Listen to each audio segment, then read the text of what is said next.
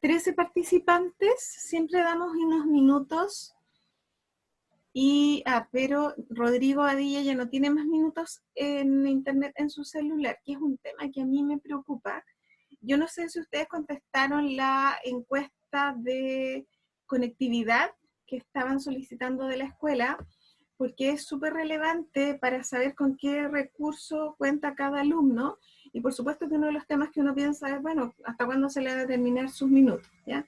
En el caso de Rodrigo, recuerde sí que yo voy a tratar de aprender a subir los videos al aula virtual, por lo tanto, ahí también va a quedar ese material. He tratado de mandarlos por correo, no me ha funcionado, y no soy muy tecnológica, entonces no he logrado, pero sé que es relativamente fácil. Me dijeron que la solución es mandarlo por YouTube, entonces ahí las personas que tengan problemas van a tener esa alternativa.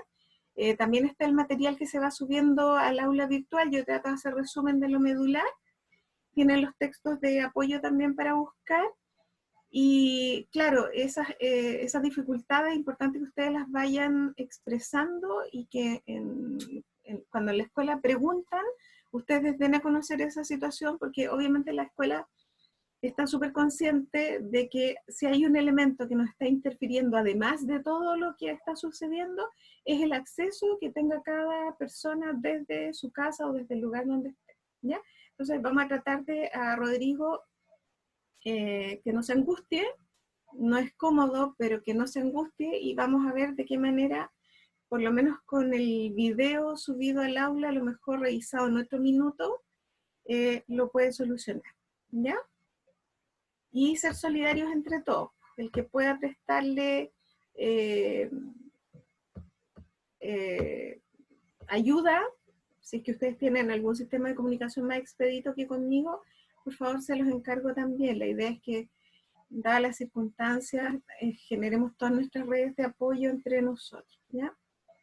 Vamos a seguir entonces y vamos a tocar un último tema introductorio antes de pasar la próxima clase a los modelos, escuelas o paradigmas de la psicología.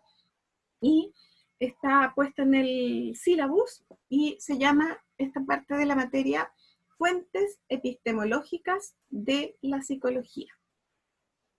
¿Ya? Ese es el tema a partir de ahora. Está en la misma lógica de entender que hay distintos caminos para acercarse a la psicología, que es el mensaje en el fondo que quiero que quede internalizado hoy, ¿ya? Nosotros hablamos de epistemología, así como hace un ratito hablé yo de paradigma, para entender cómo nos vamos a situar frente a los distintos modelos de psicología. Es como un preámbulo, ¿ya? Y entonces nuestra obligación es entrar en este tema. Y para entrar en este tema tenemos que saber lo que significa epistemología. Y la epistemología tiene que ver con el acceso al conocimiento. La epistemología deriva, para variar, de la filosofía, y es una rama de la filosofía que trata de responder esta pregunta que también nos hemos hecho las personas desde siempre, que tiene que ver con cómo es que nosotros conocemos. ¿Cómo es que nosotros, teniendo un mundo tan extenso y tan complejo y diverso frente a nosotros, cómo es que nosotros podemos llegar a conocer los fenómenos? Eso lo hace la epistemología, ¿ya? Entonces, la rama de la filosofía encargada de los problemas filosóficos, porque esa es su raíz, que tienen que ver con la generación de conocimiento. Por lo tanto, hablar de epistemología significa hablar de producción del conocimiento, significa hablar de cuál es el origen del conocimiento, de dónde viene el conocimiento. Y para partir, vamos a decir que no hay un camino único, no hay una sola vía de acceder al conocimiento. Por lo tanto, tal como señalamos recién a propósito del paradigma, que hay varios paradigmas en la psicología, desde un punto de vista epistemológico, desde el tema de cómo es que nosotros conocemos el fenómeno humano, entonces también vamos a decir que hay distintas epistemologías. ¿Ya? como esto está un poquito ligado a la filosofía, de repente es un poquito más denso de entender, pero yo voy a tratar de hacerlo lo más comprensible y luego van a tener su resumen, que era el que se había colado hace un rato, donde van a poder ver la médula de estos conceptos, ¿ya? Entonces, vamos a ver hoy día distintas epistemologías, o sea, distintas formas de acceder al conocimiento. La primera epistemología que voy a mencionar es el racionalismo. El racionalismo que está representado por una serie de autores donde me imagino ustedes recordarán de su época anterior los postulados o las ideas básicas de Descartes, o René Descartes, como se lee en castellano, las ideas de Platón, por ejemplo, con el mundo de las ideas, el mundo de las sombras, ¿ya? Y sobre todo Descartes con su premisa histórica de cogito ergo sum, es decir, pienso luego existo, es decir, dado que soy un ser pensante, me doy cuenta que tengo existencia.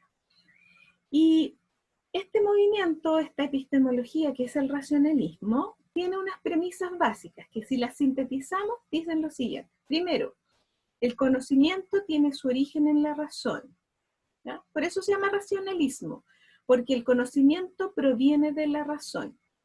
¿Qué significa eso? Que solo la razón es capaz de mostrarme las verdades. Y se parte de la base que nosotros venimos con ideas innatas. Solo por el hecho de ser seres racionales, de ser seres que hemos nacido, somos racionales, dotados de razón. Y solo por el hecho de ser racionales es que entonces nosotros tenemos la facultad, a través de la razón, de entender el mundo. Y venimos, dicen los racionalistas, con ideas innatas que están en todos nosotros y que son las que nos permiten distinguir ideas que tienen validez universal. Se espera entonces que un ser racional, por el solo hecho de tener razón, pueda acceder al proceso de la lógica. Y en la medida que todos los seres racionales vemos más o menos lo mismo, entonces se entiende que el sujeto tiene su pensamiento ajustado, porque pasa la prueba de la lógica universal. Significa entonces que todos, por el solo hecho de nacer, tendríamos acceso a las verdades, y que la razón llega mediante el método de la deducción a partir de las ideas innatas que traemos a nuevos conocimientos. Entonces, desde un punto de vista racional, el racionalismo, la primera epistemología que nosotros estamos aquí conociendo, la forma de acceder al conocimiento es a través de la razón. La razón me muestra si las cosas son. Y lo que a la mayoría de los seres racionales no les parece, entonces está alejado de la razón y está alejado de la verdad. Y cuando alguien dice algo muy alejado de lo razonable, de lo que le muestra la razón, entonces todo el mundo se da cuenta que eso es incorrecto. Porque la racionalidad en general muestra lo que es verdad y lo que no es verdad. ¿Se entiende lo que estoy diciendo? Sí. Ya, fantástico. El racionalismo, entonces, primera epistemología por conocer. Y el racionalismo estaría en este extremo, en mi mano izquierda, y si nos vamos al otro extremo del péndulo, nos vamos a encontrar con su antítesis. Y la antítesis del racionalismo es el empirismo, que es nuestra segunda epistemología. El empirismo no le da el crédito a la razón, dice que no traemos ninguna idea innata, sino que todo está dado por la experiencia. Por lo tanto, empirismo es sinónimo de experiencia. Y la experiencia es lo que los sentidos me muestran. Entonces, Lo que se supone es que si yo no vengo con ninguna idea innata, soy una especie de hoja en blanco. Dicho en latín, tabula rasa. Tabla rasa. Y eso significa que no traigo nada preconcebido y que esta hoja en blanco se va a llenar con las experiencias. Lo que me muestra la experiencia es lo que yo voy a conocer. Se accede entonces al conocimiento a través de la experiencia. Y por lo tanto queda fuera todo lo que no es demostrable por la experiencia. Por lo tanto, todo el tema, por ejemplo, de la metafísica, acuérdense que la metafísica, como su nombre lo dice, más allá de lo físico, no se puede demostrar por la experiencia, entonces todos los temas metafísicos quedan fuera, porque la experiencia no puede comprobarlos. Ese es el empirismo, y es característico de los filósofos ingleses. ¿Ya? Ahí surge este movimiento. Entonces tenemos racionalismo por un lado, todo me lo muestra la razón. Empirismo en el otro extremo, todo está dado solo por mi experiencia. La única forma de acceder al conocimiento es experienciar. ¿Y cómo experiencio? Porque me lo muestran los sentidos. Ojo, que quiero que hagan la distinción, porque experiencia no es sinónimo de vivencia.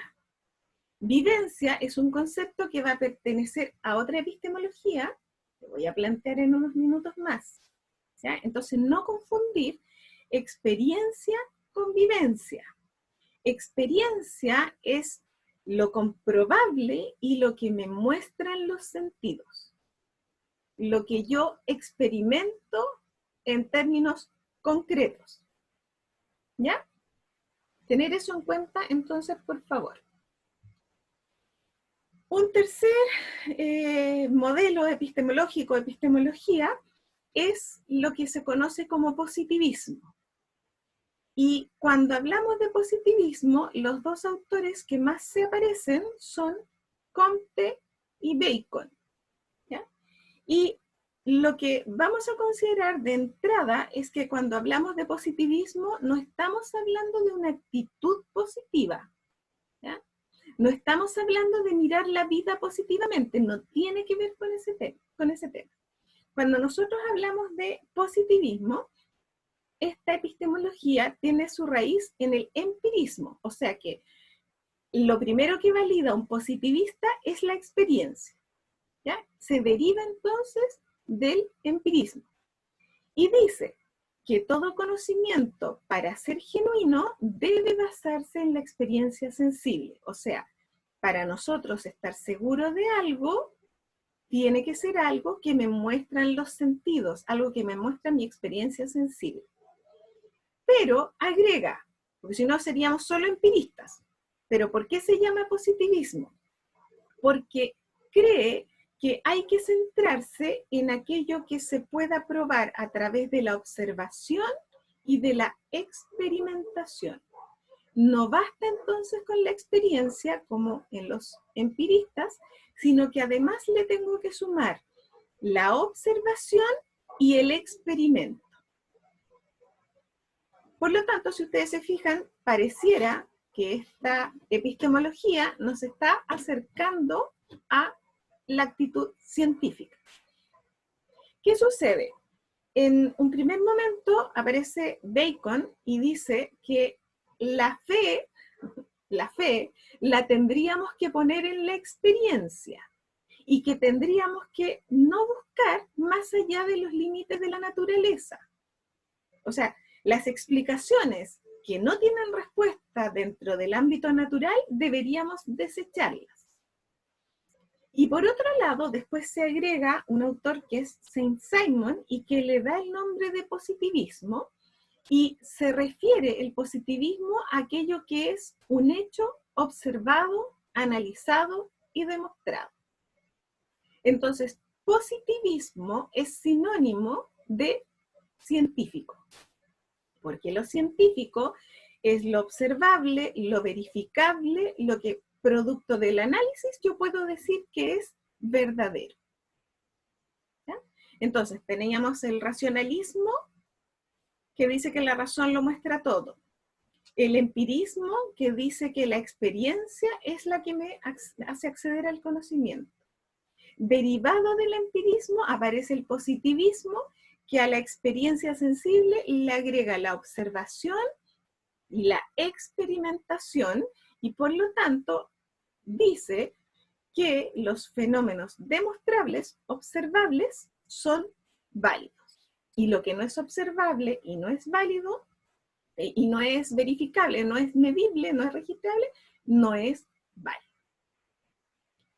Aunque ustedes no lo crean, la historia no se termina ahí, y del mismo empirismo, del que se deriva el positivismo, luego surge una tercera vertiente, que es el positivismo con apellido. ¿Y cuál es ese apellido? Positivismo lógico. ¿Cuál es la idea entonces? Hay crédito a la experiencia, hay crédito a la observación y a la experimentación, pero además, ¿qué falta? El uso de la lógica.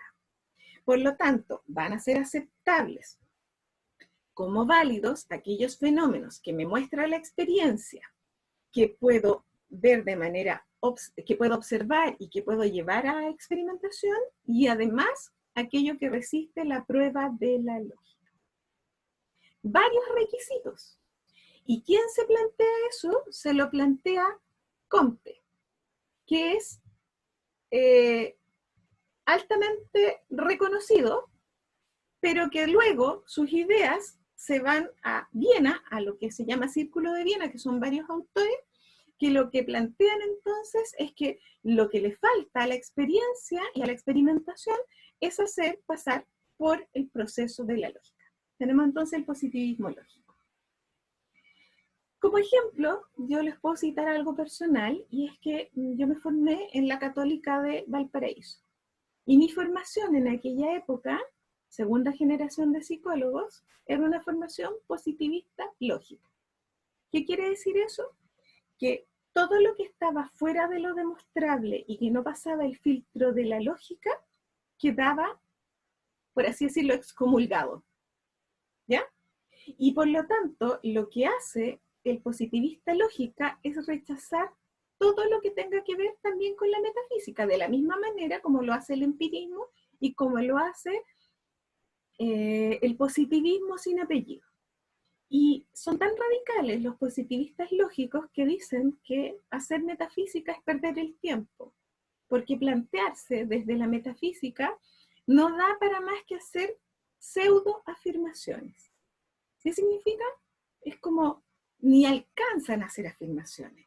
¿Ya? Hay una cosa un poco peyorativa, si se quiere, de decir que aquello que no es filtrado por la lógica, en realidad no pierdan tiempo científicos, no pierda tiempo comunidad de psicólogos en plantearse explicaciones que vayan por ese lado. ¿Ya? Y solamente parte de la base que lo empírico, lo demostrable, lo medible y lo que pasa en la prueba de la lógica es lo que nos puede ser. Sí tiene importancia el positivismo lógico porque, si ustedes se fijan, la prueba lógica hace que los eventos que yo estoy estudiando sean entonces considerados válidos. Y lo que ofrecen es prueba de los fenómenos, o intentan ofrecer prueba de los fenómenos. Y entonces tiene un impacto muy positivo, o tiene un impacto fuerte, por así decirlo, en la metodología cuantitativa.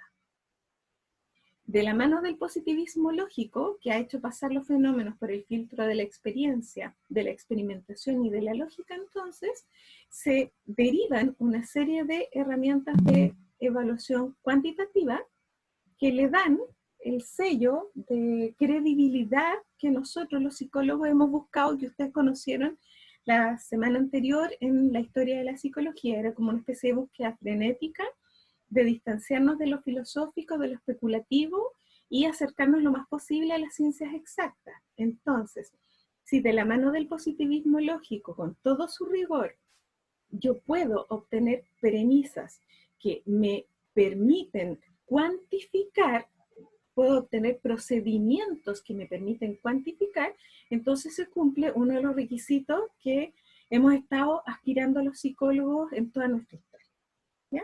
Entonces tiene algo de peyorativo en el sentido de denostar o dejar muy fuera el tema de lo no demostrable, pero por otro lado, por Dios que influyó. Entonces, cuando aplicamos un test que se puede cuantificar, que no es cualitativo, entonces estamos dentro de este modelo, estamos dentro de una lógica que aquello que yo puedo medir, e incluso graficar, incluso llevar estadística, entonces es válido y es más creíble para una buena cantidad de personas que son las que nos consultan, ¿ya?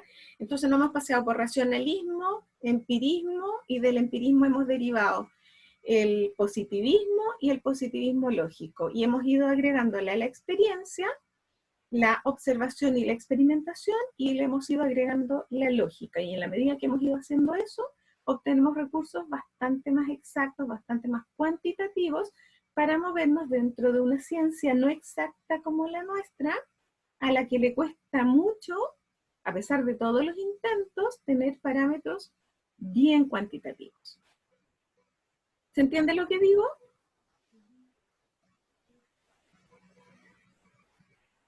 ¿Hay alguien más que esté escuchando, aparte de la Francisca, que me asiente con la cara? Sí, se entiende. ¿Se entiende? Ya. Ya. Si eso se entendía, ahora me van a odiar. ¿Ya? Porque viene un modelo que es una epistemología bien compleja. A alguien se fue la imagen, no sé quién fue. Y viene una epistemología que es compleja, pero les prometo que la vamos a terminar entendiendo. Y que es totalmente distinta justamente a lo que estábamos hablando. Con el positivismo, con el empirismo, estuvimos hablando de lo comprobable, lo demostrable, lo medible. Y ahora yo les voy a proponer, dentro de esta selección de epistemologías, una epistemología distinta, que es la fenomenología. Fenomenología. Y aquí voy a necesitar que traigan a colación el concepto de vivencia, que yo hace un rato les dije que no era símil, no era sinónimo de experiencia, porque experiencia es justo lo demostrable y lo que me muestran los sentidos, pero vivencia alude a otra cosa. Hago este énfasis porque muchas personas, cuando trabajamos esta parte de la materia, tienden a pensar que vivencia y experiencia es lo mismo, pero aquí vamos a hacer la precisión. Y por supuesto, para efectos de evaluación el día de mañana, es muy importante no caer en esta confusión.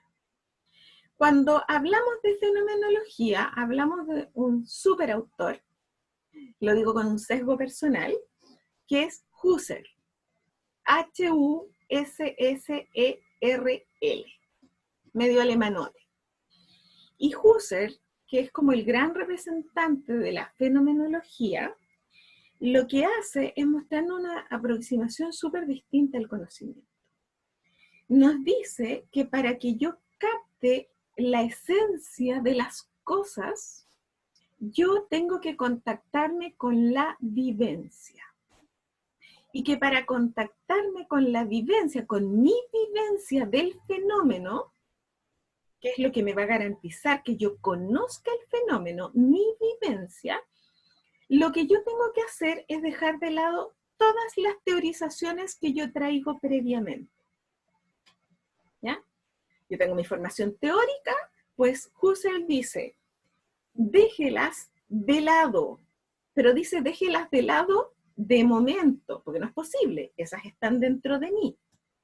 Pero pensemos que es como ponerlas entre paréntesis, ¿ya? Lo que yo traigo como conocimiento teórico lo pongo entre paréntesis. ¿Para qué? Para que cuando yo tengo el fenómeno psicológico frente a mí, nada me interfiera y yo pueda tener una vivencia plena de ese fenómeno. Pensemos, por ejemplo, que fenómeno le estamos llamando una persona que tenemos al frente. Y entonces, ¿qué nos dice Husserl? Nos dice que nosotros podemos lograr un contacto a nivel vivencial con ese sujeto que tenemos al frente. Y que para lograr ese nivel de acercamiento a ese sujeto, lo que tenemos que hacer es poner entre paréntesis todo lo que sabemos desde antes. ¿Ya? Tiene un método que no nos vamos a explayar demasiado en eso, métodos que se llaman reducción eidética, epogé, reducción trascendental fenomenológica, da lo mismo, pero la idea es poner entre paréntesis todo aquello que yo traigo y que podría eventualmente, no sabemos, interferir en mi conocimiento del hecho fenomenológico que tengo al frente.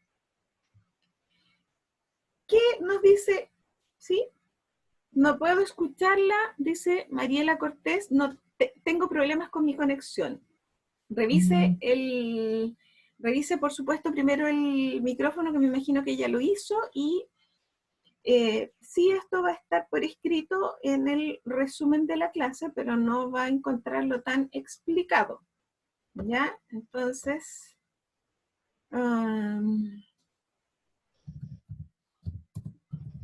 vamos a ponerle, esto estará sintetizado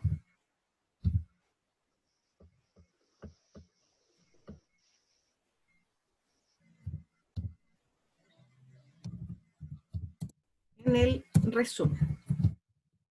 ¿Ya? Y no me voy a demorar mucho más porque me acaba de llegar el mensaje de que nuevamente en 10 minutos nos vamos a desconectar, lo que significa que tenemos 10 minutos para redondear la idea.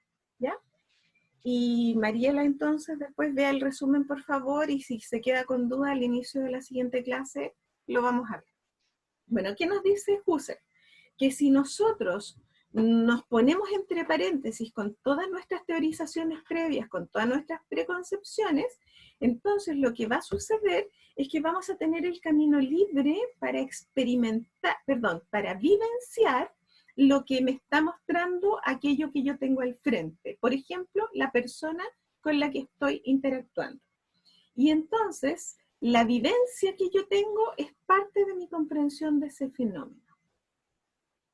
Y esto es muy bonito, pero es muy filosófico. Y de hecho, Husserl y los fenomenólogos lo que dicen es que la psicología se puso tan científica, que el positivismo se fue tan al extremo, que descuidó la filosofía. Y que la filosofía es crucial para entender al ser humano. Por lo tanto, hay una crítica a los movimientos demasiado cerrados a lo científico y hay un intento de vuelta a aquellos elementos que no son tan demostrables, que no son tan observables, pero que son sustanciales a el conocimiento del fenómeno y en este caso, por ejemplo, el conocimiento de una persona. ¿Ya?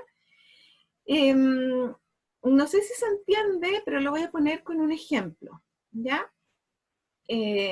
Ustedes van a leer mucho sobre depresión, pero cuando tengan una persona en su consulta, si el día de mañana hacen consulta, ustedes tengan una persona cursando una depresión al frente, más allá de todas las teorías y de todos los manuales y de todas las descripciones de síntomas, se van a poder contactar con la vivencia depresiva. Y eso es de una naturaleza que no es solo racional, que no es la experiencia, no es solo lo que me muestran los sentidos, sino que tiene que ver con la vivencia de lo depresivo. También pongo otro ejemplo que a mí me pasó, que fue la primera vez que yo tuve contacto con pacientes locos en el psiquiátrico. Yo tenía conocimiento teórico de lo que era la locura, pero el contacto por primera vez con un loco me mostró lo que era la locura, porque yo tuve una vivencia distinta, no solo teórica, sino una vivencia personal, individual, de lo que es el fenómeno de la locura. Y ese encuentro fenomenológico se tiene en nuestra profesión en determinados momentos, que son momentos que yo me atrevo a calificarlos de tremenda plenitud. Porque es salirse del manual, es no contaminarse con las ideas racionales o previas y poder estar disponible para entender la vivencia profunda del otro. No sé si se entiende lo que estoy diciendo. Sí, sí se entiende. ¿Sí? Porque esto quizá es la epistemología más compleja. Porque si ustedes se fijan, no es demostrable. No es tan fácil de explicar porque va más allá de lo que un manual de psiquiatría me puede decir sobre la locura. Ese encuentro fenomenológico es el que entonces nos dicen los fenomenólogos, que es el que está detrás del conocimiento profundo de los fenómenos. Entonces, si ustedes se fijan, nos hemos paseado por miradas súper distintas. Hemos partido desde la racionalidad pura para terminar en algo que es totalmente distinto. No es que no haya una lógica, pero aquí lo que está mandando en el encuentro fenomenológico es la vivencia. Y eso es súper relevante. La teoría nos da recursos, dice la Nicole, pero en la práctica es otra cosa, tal cual. Tampoco vamos a desechar la teoría. Sin teoría probablemente tendríamos un acercamiento tremendamente precario para conocer los fenómenos. ¿Mm? Pero el encuentro fenomenológico y lo que postula esta epistemología, yo considero que es de otra índole. Por eso es un autor que a mí me emociona mucho. ¿Ya? Bueno, finalmente nos falta una sola epistemología, además que nos van a quedar 5 minutos de tiempo solamente, y la última epistemología es la hermenéutica.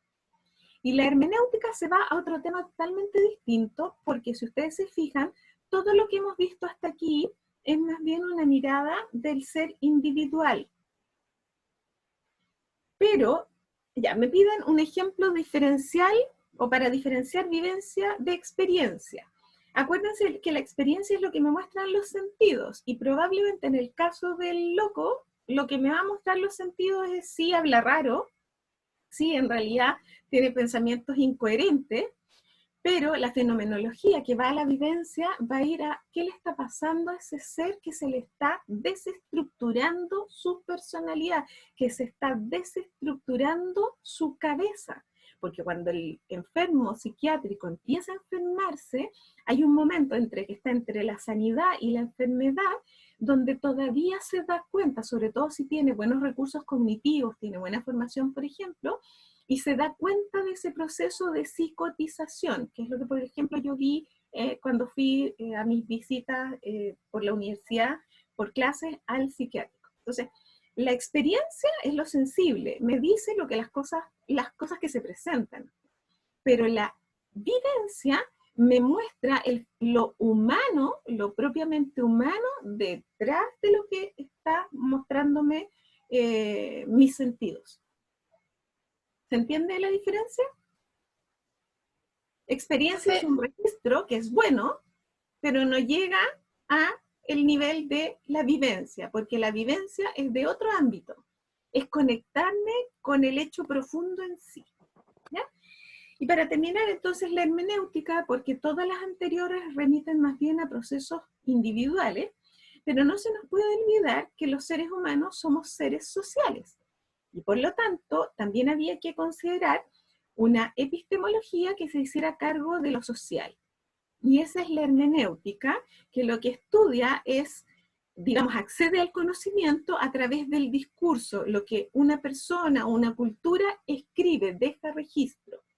Y una cultura o una persona que es parte de una cultura, tal como lo vimos en algún minuto, también está influida por esta cultura. Nosotros no somos neutros, dicen los hermenéuticos. Nosotros no podemos ser imparciales, porque lo que miramos, lo miramos desde el filtro de nuestro ser histórico. Por lo tanto, lo que hacen los hermenéuticos es estudiar el discurso de los sujetos, y a través del discurso de los sujetos se dan cuenta de que la construcción que hace ese sujeto, las explicaciones que se dan, están teñidas de su propia cultura. Y eso nos toca a nosotros también como psicólogos. Nosotros al mirar un fenómeno no nos podemos abstraer totalmente de nuestra historia, de los eventos que nos han influido y que han generado la persona que somos. Por lo tanto, también dicen digamos, a partir de la hermenéutica, también podemos entender que para mirar y comprender a una persona, para comprender el hecho psicológico, entonces también nosotros tendríamos que entender cuál es la historia que ha tenido ese sujeto y cuál es el contexto histórico en el que se ha desenvuelto para ser la persona que es y mostrarme las conductas, los comportamientos que me está mostrando. ¿Se entiende? Espero que sí. Gracias. Sí, sí, se entiende. Y nos queda un Sí. puro minuto para terminar, porque terminado esto, mensaje para todos, abrir la mente. Abrirla para pensar que dentro de la psicología tenemos distintos paradigmas, distintas epistemologías, y por lo tanto eso nos tiene que nutrir para tener una mirada lo más completa de los sujetos. A partir de esto, entonces, estamos en condiciones la próxima clase de comprender cómo es posible que hayan distintas escuelas de la psicología que plantean cosas tan distintas.